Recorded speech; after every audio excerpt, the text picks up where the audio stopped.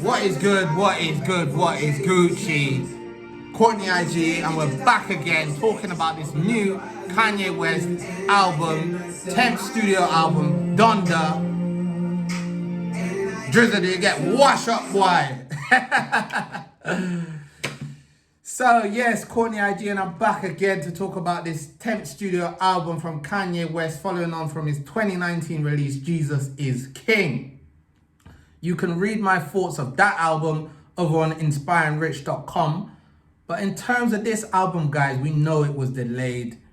We know it was a long wait, part of which is because Kanye had to execute a particular vision on the album. He wanted to bring to life certain things and make sure we really got the picture from, all of these different stadiums that he was going to, bringing in the artists, all of that stuff.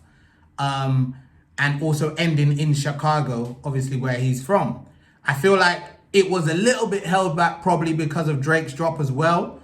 But yeah, it's like, it was interesting. The whole build up to this was interesting. Obviously, I've already reviewed Drake's album. And if you want to hear the reviews, my thoughts, on Drake's album, you can go back and check that video out, but that's not what we're talking about right now. We're talking about Kanye, the man himself. So, guys, if I think back to my thoughts on Jesus is King, it was like, I liked it a bit, but it felt a little bit contrived for me.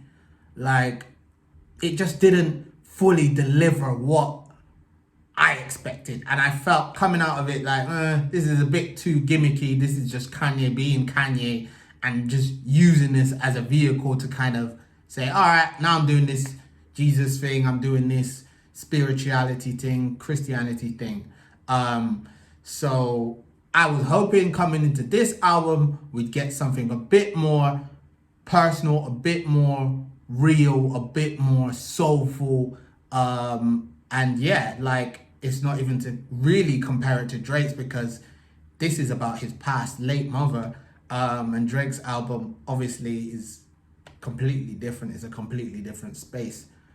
So anyway, let's tap in. I tried my hardest to avoid all tracks coming into this album. Of course, there were a few that came across, as you do. But for the most part, I didn't listen to anything. Even the latest ones that were out, I avoided it. I didn't listen to it because I like my first time reviews to be fresh. I like them to be like just new to me. So let's find out. Will this be beautiful, or will it just be a twisted fantasy? Pun intended. So, coming into the album, guys, I didn't really get the Donda chant. I didn't get that. I didn't really like Jail too much. Of course, Jay-Z came in with a good verse towards the end, and I like the instrumental change towards the end, what's going on there, liking the instruments throughout. But by then, my attention was kind of faded already. It was like, all right, cool. Jay-Z comes in, compares himself to God, compares himself to Moses, Kanye, the return of the throne and all of that stuff. Is like, all right, cool. Kanye, why did you let that verse slide? You're trying to compare yourself to God now. I thought that was all back in the Yeezus days, and it's like, it's come back again. So I was like, all right, here comes this contrived flow again. But yeah, the instrumentation just flows really nicely on that song. And God Breathed with Vori, is dope. Even though he sounds like P&D to me. Every time I listen to him, I think Party Next Door. But it's like, I like it, man. I like how he's coming in on that. It's so raspy. It's so earthly. It's so, gravel. It's like gravelly. And I like that flow. I like that. It's Yeezus-esque. Yeezus-esque, but it's different. It's Donda.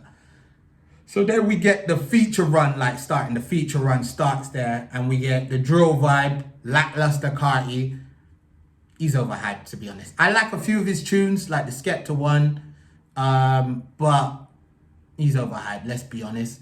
Fabio absolutely ate it. Absolutely smashed, demolished. Like his verse, that's probably the best verse I've ever heard from Fabio Foreign.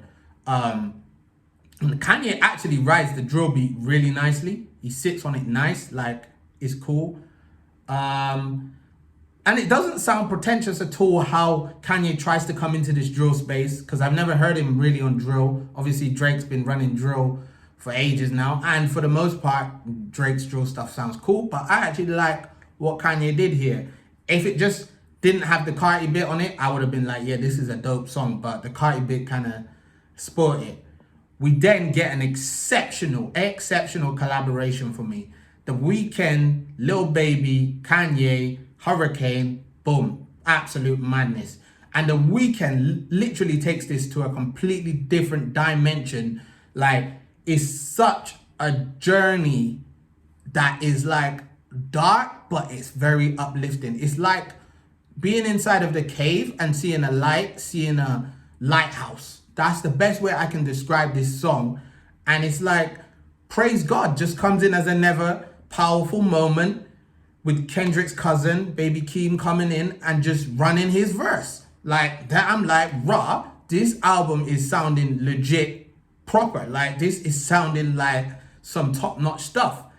Then, okay, there's a few chops and changes for the next like 3 tracks where I'm like, Cardi's back again, repetitive hooks again. And it isn't until Believe What I Say, which funny enough, Drake sampled as well, Draft Day, Do Up, Lauryn Hill, The GOAT, you know, also on the Nas album, which I reviewed. Check out that if you ain't checked it out already. Inspiring Rich. Kanye just comes in with a straight groove. This is dope. Like, this is Tyler kind of vibe. Like, the vibe I got from Tyler's project last year, that groove kind of feel, I get again here, and I really like it. And it's like, it's what I historically like Kanye for the most. This kind of flavor, this kind of vibe, this kind of energy. And it's really classic. Like, he's even touching on things like the world difficulties he has, you know, the stuff with his wife, his marriage. But it's a classic vibe, man. And Kanye, the feeling coming in this album, going through this album, transitioning through this album, and the instrumentation and the production is a real journey. And Kanye is really conscious. He's a real conscious driver here. He's really conscious to say, this is largely a gospel album. This is largely an introspective album. And I want to take you to church, pretty much, with my vocal runs, the interludes, and the features, like from the perspective of the artists that are featured, you know, for example, the Griselda one in Keep My Spirit Alive. Very dope feature, talking about their perspective of, you know, coming out of the mud, coming out of the trenches. It's very much sits in the same pocket as what Kanye is doing. It's just with their lens on, with their vision. You see what I'm saying? I had to move the glasses there just to bring it forward a bit more. And the album is really mastered, very much meticulously controlled to keep it on the same page down to the subject. And he wants to tell the vision, Pop Smoke reference there, intended, the way he wants to tell the vision. You know what I mean? Even down to that Pop Smoke bit, which for the most part might be like, why is he putting that in there? Because he wants to put Pop Smoke in there. He wants to put Pop Smoke in the album like he did with A Beautiful Dark Twisted Fantasy. When a lot of people saw all of the features, they're like, how's that going to fit? Kanye knows how to make features fit. Can people stop questioning Kanye's ability to construct an album from top to bottom with loads of features? He's proved it here. Like, what are you on about? What are you talking about? Well, we're at the conclusion, yeah.